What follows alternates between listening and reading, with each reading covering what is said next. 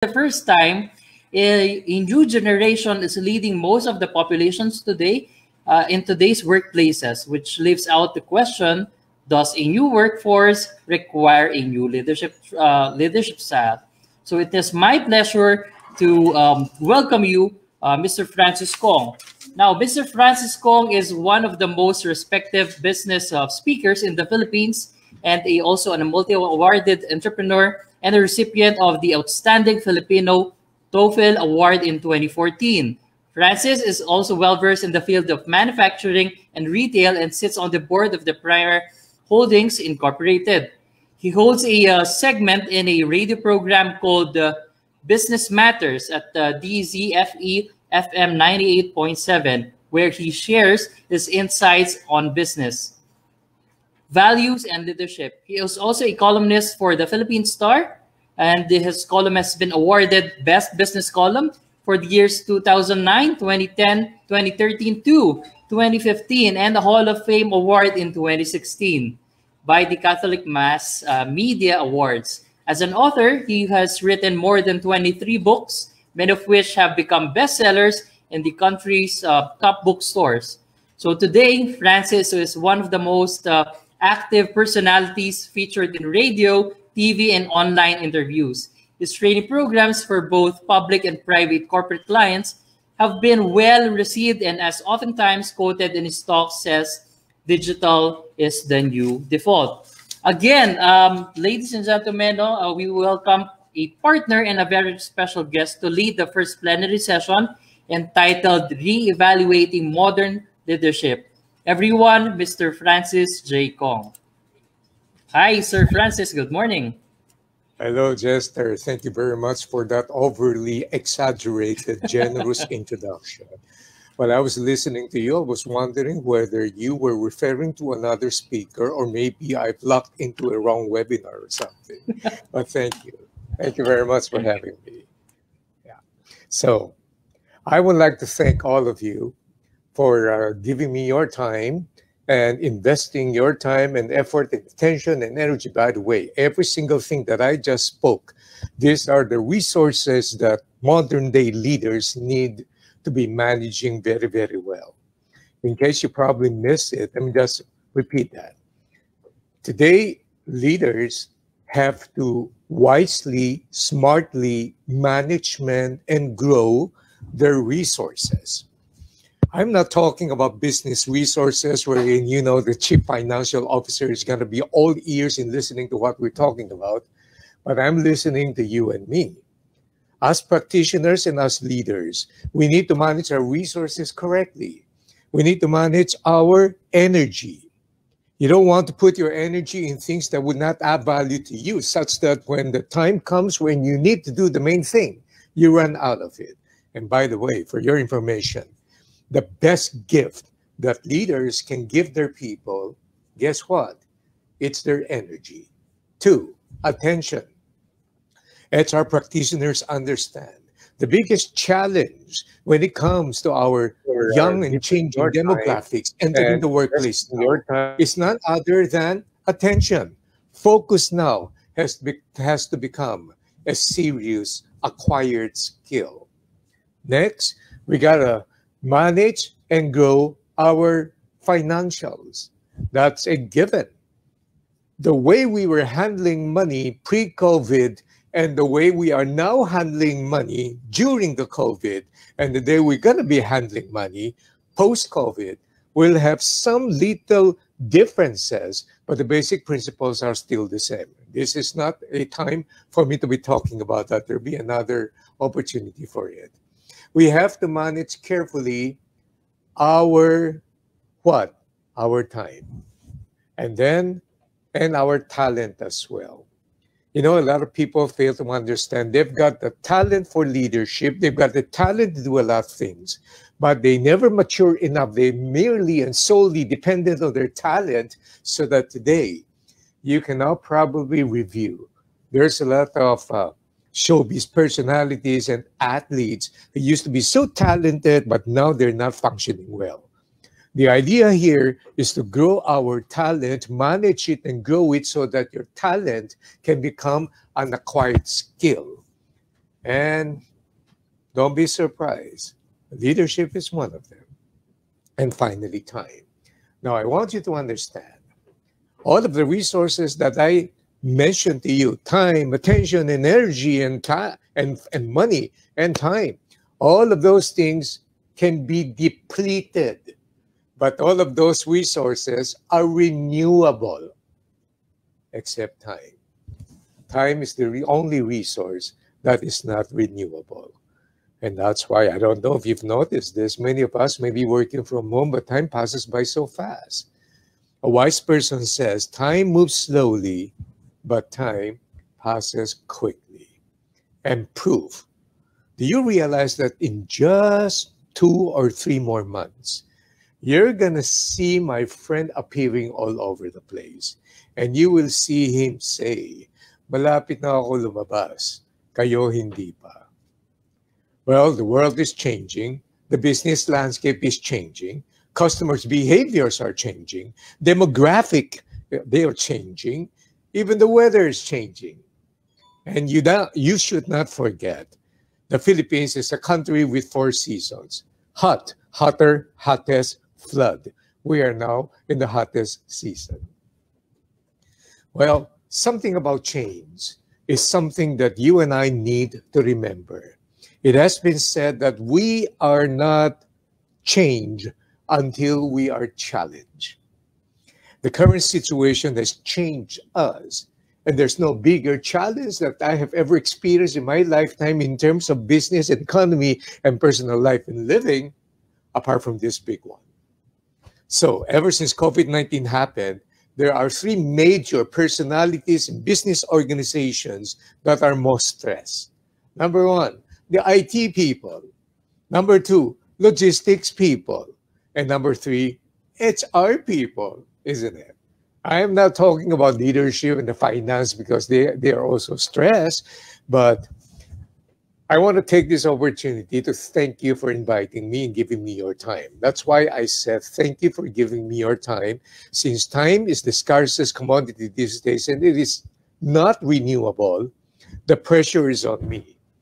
I want to make sure that you are not spending time with me, but you're investing time. And I hope that the few ideas I'm going to be sharing with you will be able to help you. So thank you for your service, by the way. And don't forget to be careful and to be cautious, to get some sleep and rest. HR, 24/7 na lagi yan. So change is now happening on a day-to-day basis. There will be times when things seem to be okay, and then another spike happens. This is very clear and visible to me. I sit on the board of a company with 400 brick and mortar stores, not only in the Philippines, but also in the Asia Pacific. And then today we've reduced a lot of stores already. June of last year, the contraction, sales from 0 sales, and then the contraction began improving. And then June of last year, suddenly there was another call for the lockdown. Boom, immediately it went down. And then the recovery now is getting to be even more difficult. And then things are improving, though albeit a slower pace. And then this recent lockdown, boom, na naman. And so, in other words, change is happening on a day-to-day basis, and change is no longer linear. It never was. It comes in waves. Chronic instability is the new normal. This is to take into serious consideration for your strategic business preparation. Futurist Amy Webb says, long-term planning now is only restricted to the next 12 months, and you're not even sure about it. But the plan you do. Why? Nothing is worse than to enter the uncertain terrain with no plan at all. And the essence of business planning is not just to figure out what we should do, but more importantly, what's going on. Let me give you some bold predictions of the changes in behavior and in the consumers and in the general populace. And I can only predict this for the short months ahead. 1, physical distancing will stay. Even with the availability of the vaccines, physical distancing will still be required. The ideal behavior, and plan is that there will be a massive indoctrination and education and pushing for the arrival of the vaccines. We had a mob waiting to be vaccinated because of the arrival of another brand of the vaccine, whose company here happens to be a clientele of mine. And we want people to be vaccinated so that ideally we're going to be reaching herd immunity and things are going to go back to have some semblance of normalcy by the first quarter end of next year. Next, the office wants their people back. After a year of working from home, power dynamics have now changed. And so, if there's one thing that we have discovered about all of this lockdown business, it is the fact that people miss people the most. Many bosses want their people back. Why? They miss their people. And many people working from home, they want to go back to the office. Why? Is it because they miss their bosses? I really hope they do. But perhaps they miss the pantry, they miss the aircon, and the strong internet connection and the free coffee. Watch out for a shift of the work model. The regular 9-to-5 model now would probably be shifting to a combined 3-2-2 or 3-2-2 or 2-3-2 model. 3 days you're going to be working from home, 2 days you report for the physical office, and vice versa. This is an experimental model being taken all over the world. No one has come up with a fixed pattern yet, but you can pick up clues. And you can pick up clues from Google, which is the premium benchmark for HR practices, saying now they have a choice. Either you show up or you work from home forever. That's what they're saying now. 3, vaccines offer a light at the end of the tunnel. But guys, don't let your guards down. There's a difference between vaccine and vaccination. This afternoon, I'm going to be addressing the bankers, and they know this very well. COVID-19 has caused systemic damage, and the medical solution is not the same as an economic solution. A systemic damage caused by the pandemic requires systemic repair. That's why if you're in business, you and I understand it's going to take a little time before we can go back to recovery, and then the recovery of the economy depends on the following. 4, the changes in consumer behavior caused by the pandemic will alter consumer business.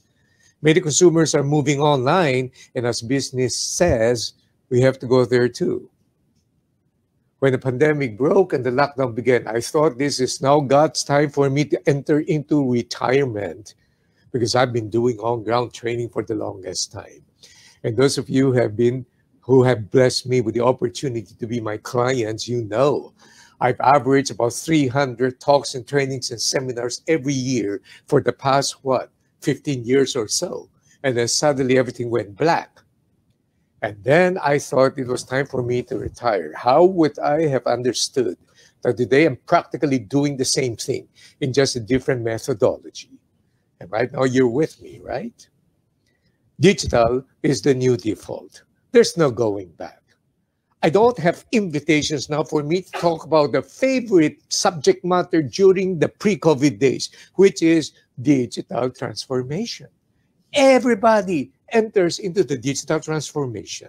Satya Nadella, the Microsoft CEO, says last year, and this has even accelerated, he says, we've seen 2 years worth of digital transformation happening in 2 months.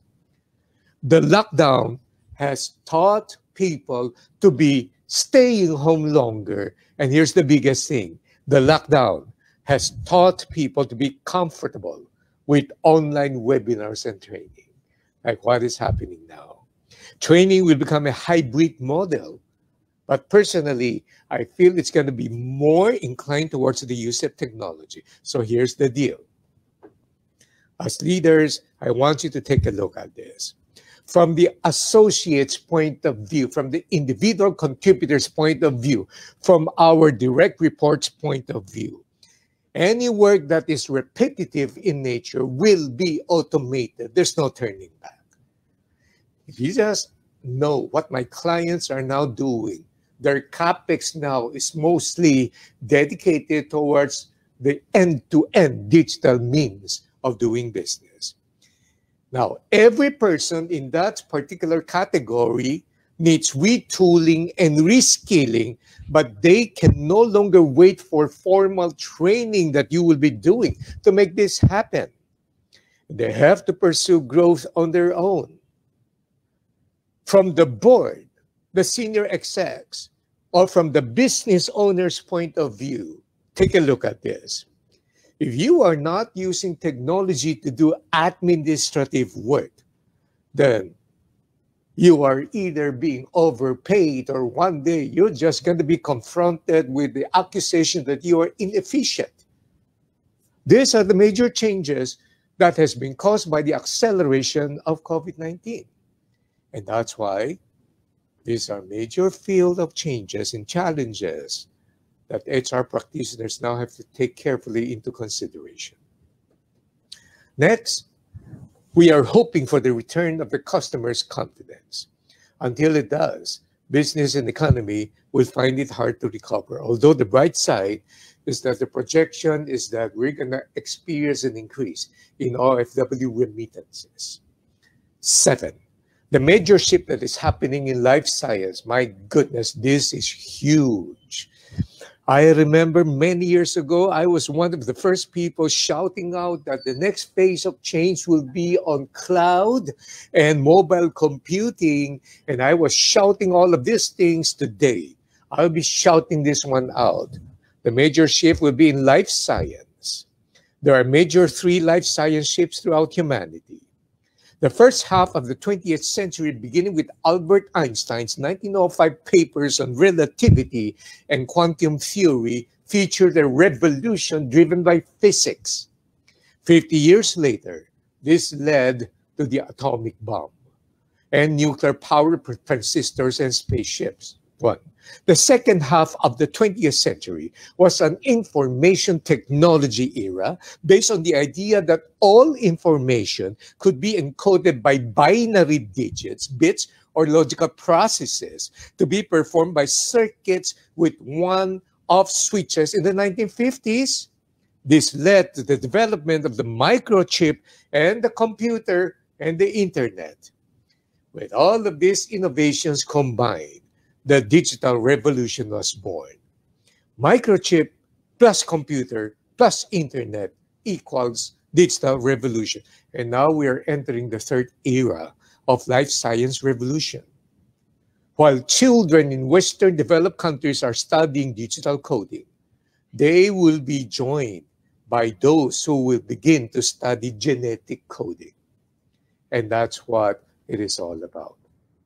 So, CRISPR. Now, that's a thing that's going to become even huge. And business potential now is towards that end.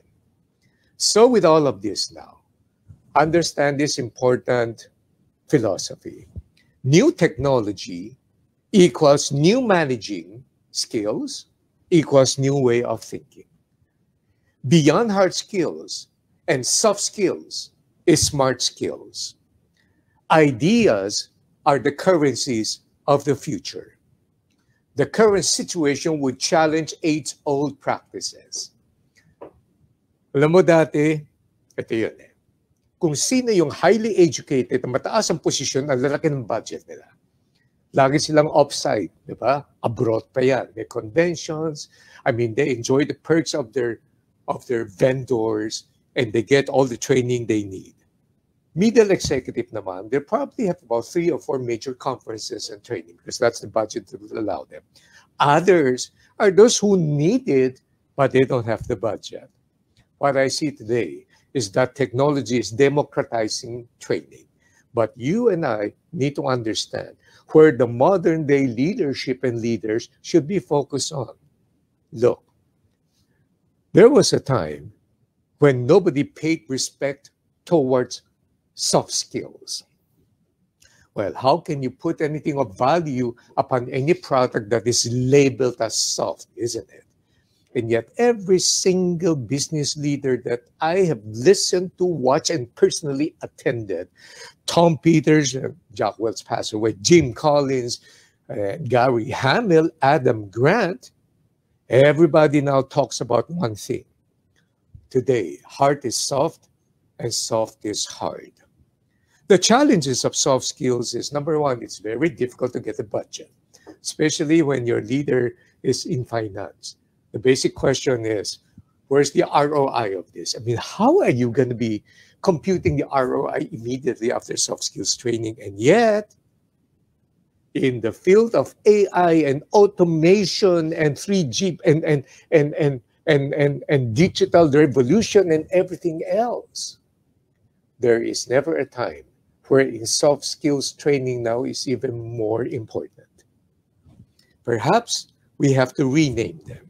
We have to rename them as essential skills, people skills, leadership skills, human skills. And that's why even Gary Hamel and Tom Peters now are one in branding this as extreme humanocracy. Here's the hard truth. Soft skills are many times harder to train than hard skills. But that's where we're going. So, this is what is happening right now. Here are I don't have time to go into the nitty-gritty of this. As I do leadership training, these things that I'm going to share with you takes an entire session for me to do this. But these are the critical leadership skills needed for the present times. 1, problem-solving skills. 2, critical thinking. 3, emotional intelligence. 4, ability to stand on values and ethics. Next, managing ambiguity. Next, resourceful resilience. Next, effective communications. Next, creative processing. And for me, no, I don't even classify this as categories, whether you are the high execs, the middle executives who are poised to take on the succession plan, or you are the direct reports, or you are the independent contributors. This one is extremely important, to have business acumen. And guess what? Every single one of these cannot be replaced by AI or self-learning machines. Life is not easy. I'm not saying it is easy, I'm saying it is hard. But not being relevant, that's hard. To be impertinent, that's hard. Being affected and infected by the virus, that's hard. Closing down one's business because they can no longer function, that's hard. Being retrenched, that's hard. You and I will have to choose our own heart, because getting ourselves trained into these skills, that's hard. Accepting the fact that now technology will replace many of my repetitive functions, that's hard. Learning more, developing more our leadership skills so that we will know how to deal with all of this changing demographics, with the changing environment, that's hard. But you and I, we have to choose our own heart. So let me just close by saying this. HR people have been telling me now, they're good people now, quit even in the midst of job scarcity. HR people have already advised me, many of our leaders are running on empty. And I expected this to happen. The primary job of leaders today in this uncertain environment is to take care of their people, make sure that they are safe and healthy. Their primary job right now is still to encourage, inspire them, and lead them towards the accomplishment of goals, because there's still a business to run. There's the need to make sure that we stay afloat. The primary goal of a leader now is also to take care of the family, because for the first time in our professional life, your personal life, your family life, your training life, your education life, the educational life of your children, they all converge in the same place, at the same place and at the same time. And that could be stressful. But that's the job of a leader. And now my next question is, but who's going to take care of the leaders?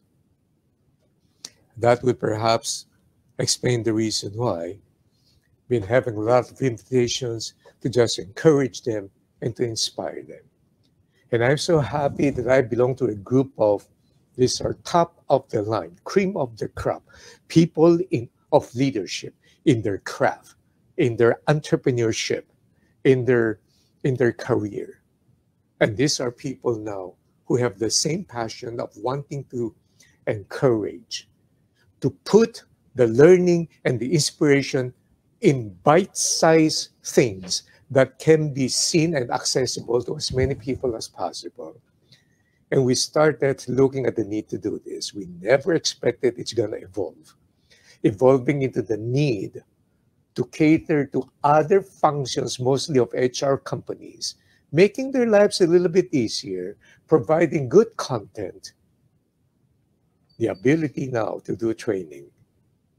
After all is said and done, after all the hype of the pre-COVID days, still boils down on two things: the message and the messenger.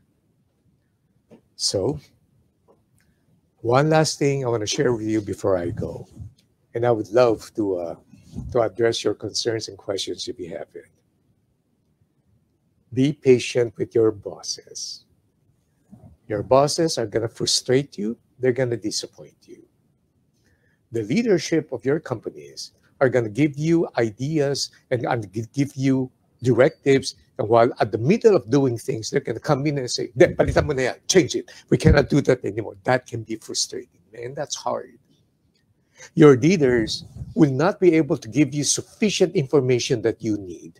And that's frustrating and that's hard. Your leaders would seem like they don't even know what they want. And for you, who are very process-oriented, that can be frustrating and that can be hard. Your leader is going to come in and say, I need this to be done, and I need it yesterday. We hate that, don't we? And that's going to be frustrating, and that's going to be hard. But as I said, we got to choose our own heart. Be patient with your leaders. They can only make decisions based on day-to-day developments. They don't have adequate information themselves. They cannot see the far picture because changes are now in waves. They can only do tactical responses to the developments, while their minds should still be fixated in strategic development and guidance of bringing the organization and the people to where they want to be. That's frustrating for them, and that's also hard. I guess this is the time when we should exercise empathy, compassion, patience with our people as well with our bosses. These are abnormal times. This is the time when the meanness has to give way to the we-ness. As some people will say, we are all in the same boat, but we don't have the same storms. The leaders will have bigger storms than us. And we now put ourselves in a strategic position now to do the best that we can, to just pull out something nice and good and better out of this difficult situation. You can do it. You guys are tough. So thank you for having me, and God bless you. Thank you, Sir Francis Kong, for that. No, as expected, that's a very captivating and delightful talk. No? So now to our viewers, let's maximize the time and chance not to ask Sir Francis Kong a question. So feel free to utilize the comment section. So while we are waiting for a question, I'd like to take this opportunity to ask Sir Francis Kong. Now, as we understand, of course, for the first time, a new generation is actually leading most of the populations in today's workplaces, and that is the millennials, which leaves out the question, since the Gen X is actually in the pre-departure aisle already. Since most of them, sooner or later, they will be retiring, unless, of course, they're from the board. No? But sooner or later, they will be leaving the place. So, what advice could you give to the Gen X who will be leaving the workforce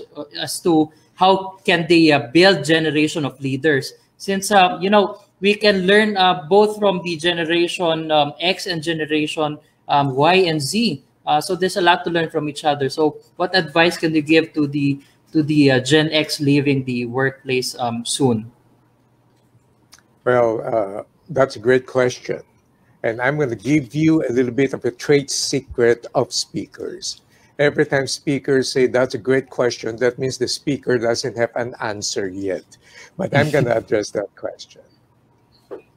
I've got good news for the millennials. The millennials are getting old. The oldest millennial now is about 40 plus. Gen Xers are now in very responsible and high position. To address that question, I'd like everybody to understand, because the millennials now are going to be leading the Gen Z. And I spent an entire morning just discussing demographic changes. And this is not just Generation Z. There are two more generations now. This is now the subset of Generation Z, which I will call the pandemic generation. These are the kids doing online education and tutorial. Their mindset, their behavior, their attitude, their perspective will be totally different from the traditional Gen Z. And now the experts are beginning to collect data on Generation Alpha. Ganun kabilis ang change. So for all of the generations of the millennials and the Gen Xs and the early Gen Z, this is what I like you to understand. Mentoring today is a two-way street. Gen X obviously mentors the millennials, and Gen X should understand the need to be mentored by the millennials. The millennials are good in mentoring them about technology and the digital transformation because it's their turf. But mostly, not even. Gen Z will become the authentic digital native, wherein the moment they learn walking, everything now is digital. But the strength of the millennials is their understanding of social media and all those. Gen Xers will have to learn from them. But after all is said and done, ito lamang po ang aking idea sa mga Gen X. You see, all this work about business is important. And while we approach that age wherein we are now passing the baton to the millennials, if you reach my age, you will understand. There's a difference between inheritance and legacy. This was what I learned after I did a series of leadership training with a government private bank. They brought me to the Hall of Fame wherein naka-display yung portrait ng lahat ng kanilang past chairman. And this is the lesson that I learned. While they were introducing its former chairman, ang tagal-tagal lang ini-introduce dito, pagkatapos dito sa kabila, sandali lang, and then somebody else, mahaba. You know, they were extolling the virtues. If you are leaving the next generation with skills and competence, you're good. That is leaving them an inheritance. But do you know why the introduction of the past chairman became so long? I noticed that they were not just leaving them an inheritance in terms of skills. They were leaving the succeeding generations with the formation of godly character and a sense of care for and love for people. Now, that's a legacy. And that's why in your passing on the baton, do not forget the moral, ethical, human part of forming the character, shaping and molding them to become the person that you would like them to be. That's the idea I would like to share with you. Thank you, Sir Francis. Again, also, that is a shared learning, sabi nga ni Sir Francis. So, Sir Francis, if we can answer at least one question here from the audience, would that be okay? Sure. Okay. So, we will be selecting a question here from Don Ray Alejandro. The question is, any suggestion on how to communicate new technology to the employee body, especially if that technology will be used as the standard procedure of the organization. Many years ago, technology was extremely expensive. Well, this sounds self-serving, but I would like you, if you have the time, to take a look at what PocketMentor.ph has to offer. You will begin to find out that you can, by creative processing and then using the availability of technology, democratize training and learning and spread it out as much as possible. And yet, in business, we have a term for this. This is called mass customization. For the masses, you can spread it out and democratize learning. For custom and tailor fit, you still make use of technology to address your specific needs. And so, while I was waiting for my turn to speak earlier, I have seen a lot of your partners offering products that can also achieve these means. So take a serious look at the partnership and the sponsors who are, I'll give you one good example. I'd like to thank my partner, Globe My Business Academy, because I'm part of that, in imparting also knowledge and understanding, because we use technology now. In other words, I was in a personal counseling with a business owner. Sabi ko sa kanya, yan pa rin ba ang ginagawa mo? Pare, if you are still doing all those stuff and you're not using technology to do it, you are overpaid. You're not doing the right thing. Your job should be on higher value things.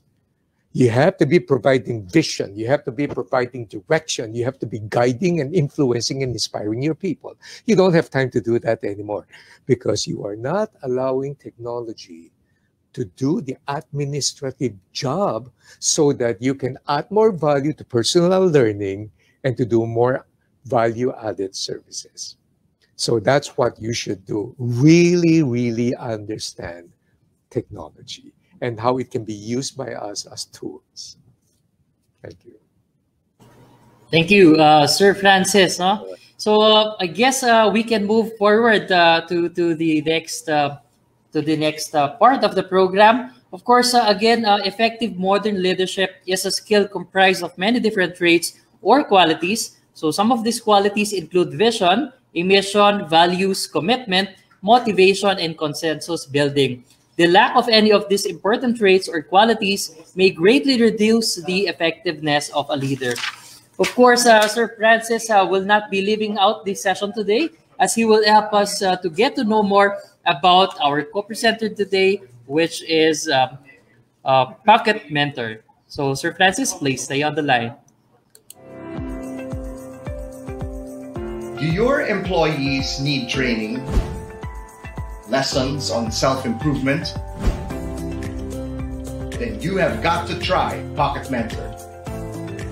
Pocket Mentor is an online learning platform for your employees' personal and professional development. And the mentors? Only the best minds in the business. Learn how to create innovation objectives, how to ideate, how to incubate ideas, and then finally, how to implement your innovation. I'm going to teach you more about the importance of appearance, why you should take good care of your health, and the importance of going eco-friendly. I do hope that my sports stories help you in your work, in your relationships, and in your life. Expect me to open my heart and my mind in this journey as an entrepreneur. There will be topics that talk about authenticity, vulnerability, and even love. As one spark of an idea changes an entire life for the better. All these beautiful ideas can now be contained in a device that people can bring with them. If you want a transformative learning experience, get Pocket Mentor today.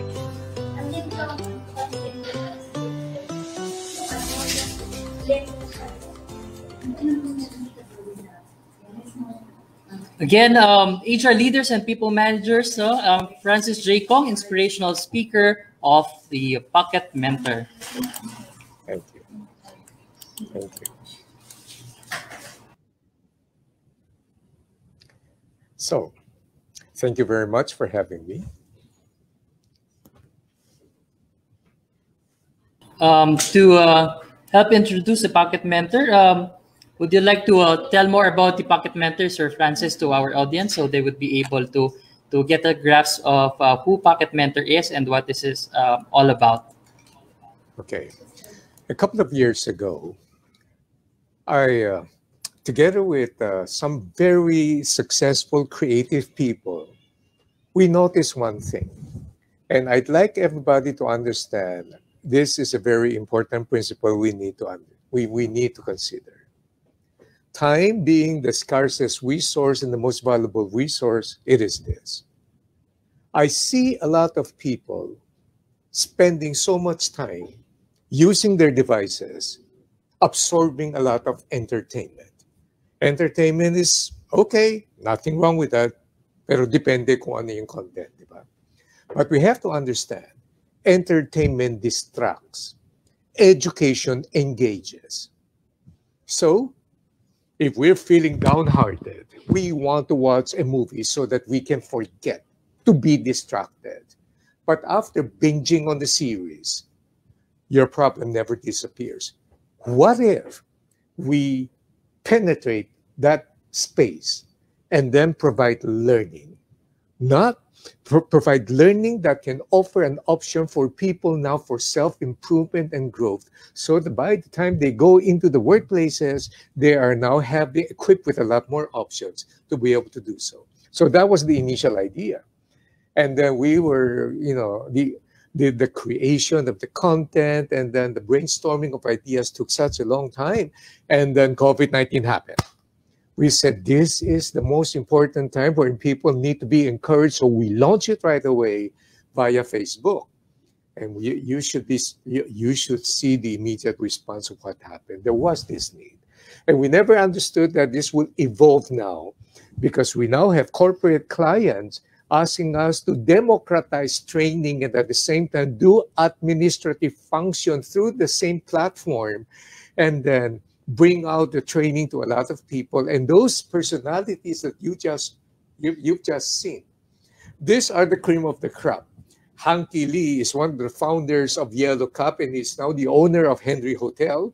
Karen Ibasco is not just she's not just beauty queen, she's not just Miss Earth International, but she's a medical physicist. And the rest of the guys, these are people who have spent their entire career being the most excellent people that they can be, because we all have the same burden. We don't just want contents to be delivered by people who do not have the credentials and the experience to do so.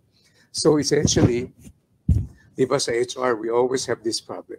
Sino i-invite natin resource speaker? And then after looking at the website, we invite this guy, and then we say, why did we invite him in the first place? There's not much we can pick. So these things are now addressed.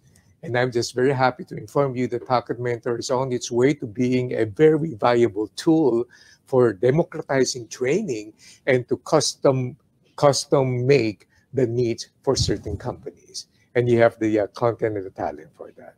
Thank you for giving me the opportunity to explain a little bit about Pocket Mentor. And, no matter how much I say, it will never be compared to taking a look at it, experiencing it too. So maraming salamat po. That's what Pocket Mentor is all about.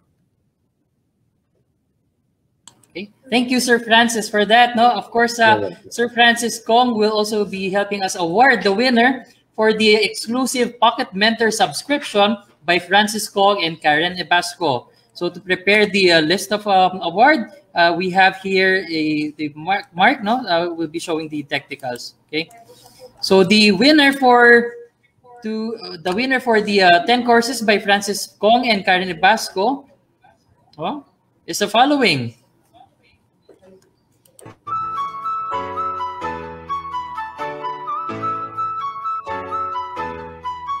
And congratulations again. 10 courses by Francis Kong and Karen Ebasco. Congratulations to the following. Congratulations. Yes. Okay. Thank you, Sir Francis and Pocket Mentor for partnering with us. We'll see you again soon, Sir Francis, and safe. Yes, thank you. Yeah. Thank you, sir. Be safe. Sige po. Bye. Salamat. Thank you. Bye-bye. God bless.